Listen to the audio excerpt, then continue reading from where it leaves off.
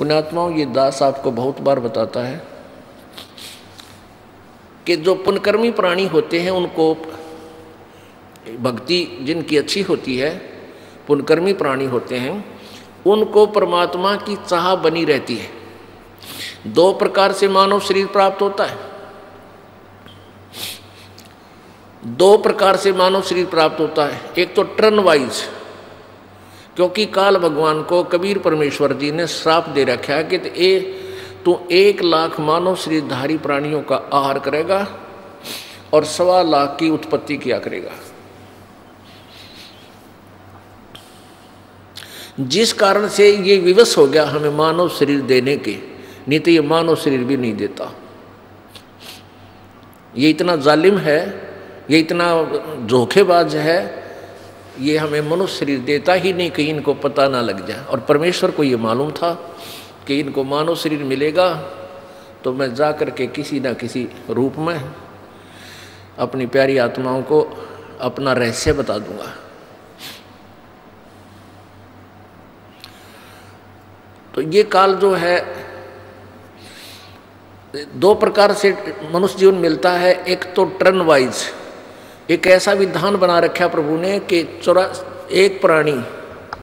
एक प्राणी जैसे मनुष्य शरीर प्राप्त है, भक्ति की नहीं, तो 84 लाख प्रकार की योनियों के कष्टों को भोगने के उपरांत एक टर्न वाइज एक मानव शरीर अवश्य दिया जाएगा उसको।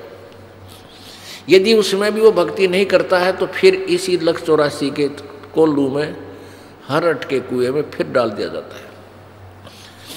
और दूसरे वो व्यक्ति होते हैं जो कभी कबीर परमेश्वर जी की शरण में रहे हैं।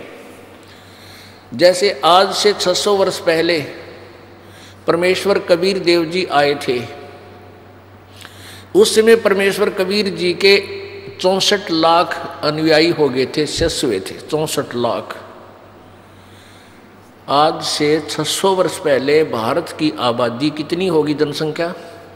मुश्किल से 4 करोड़, इंक्लूडिंग अफगानिस्तान, पाकिस्तान, बलूचिस्तान, इराक तक और गजनवी तक ये भारत ही था। और सारी मिलाकर 4 करोड़ आबादी या जनसंख्या नहीं थी। और उस 4 करोड़ जनसंख्या में से 64 लाख से सो जाना, ये कोई बालकों का खेल नहीं था, जिसमें हिंदू और मुसलमान दोनों इंक्लूड थे।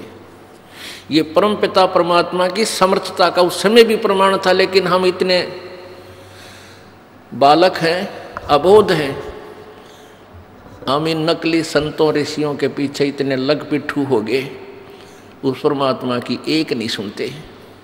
हमने ये दिमाग पर जोर भी नहीं दिया कि 64 लाख से सो जाना